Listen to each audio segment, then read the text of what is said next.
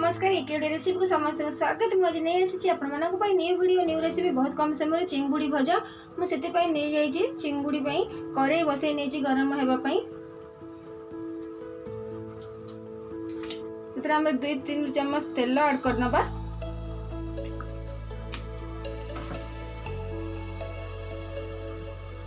जब मो चैनल को सब्सक्राइब करना है मो चैनल को सब्सक्राइब कर न्यू न्यू नोटिफिकेशन जाई परिबो न्यू वीडियो रे आपण माने बहुत सहज रे देखि परिबे। तेल हमर गरम ही आसलानी हम से अल्प सोरिष ऐड करना। सोरिष को फुटिबा पई हमें 5 ରୁ 6 सेकंड छाड़ दबा। दीदी कंचा लंका ऐड करबा भूषण पत्र गोटे पियाज काटी नहीं भल भाव भाजीदेव।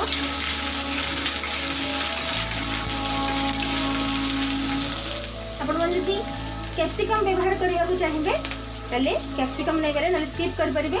जब कैप्सिकम ने आपण मैंने पियाज ऐड करदे भल भाव भाजी हो कि आज पियाज ओनली नहीं भल भाव समय भाजी छाड़देवा।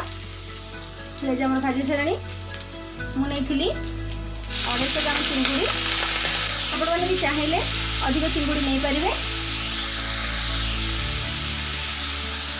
ये साइज चिंगुड़ी नहीं आपने चाहिए बड़ मीडियम नहीं पारे। भल भाव आम तार आमिष पानीटा कमी जा पर्यंत आम भाजीद भल भाव।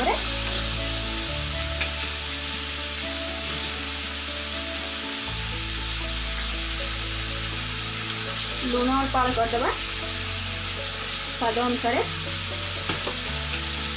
भल भाव मिक्स करना।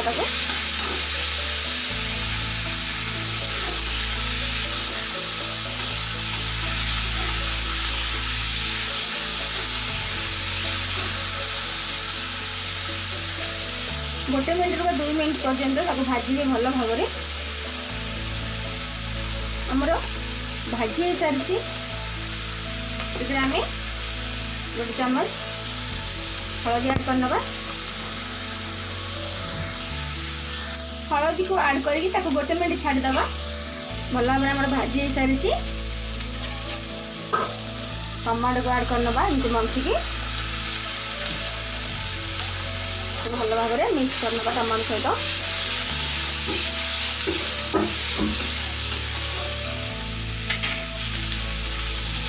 लंका गुंड ऐड करना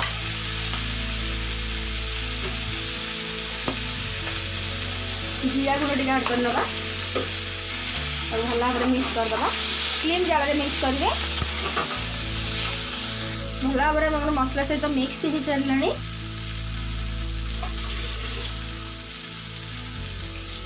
अल्प टे पानी दे 2 मिनट घोड़े ना भल भाव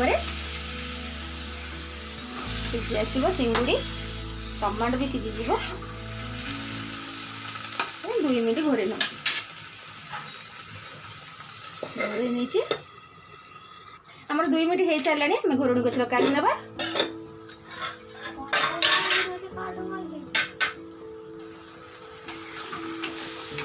भल भाव आम चिंगुड़ी भजा हो सारे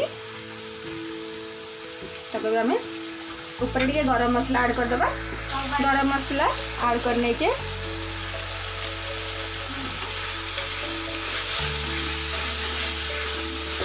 प्लेट को काढ़ना। आमर ये बहुत सुंदर भाव में चिंगुड़ी भजा आपण मैंने भी एमती घरे कर खाते बहुत बढ़िया लगे गरम भात सहित पखाल भात सहित। आपड़ मो चैनल सब्सक्राइब करना मो चैनल सब्सक्राइब कर न्यू न्यू वीडियो देखा पुणी नहीं आसबि आपण न्यू वीडियो न्यू रेसिपी बहुत कम समय थे खाई देखते चिंगुड़ी भजा चिकेन मटन को भी भूली जाए। रहुची नमस्कार जय जगन्नाथ।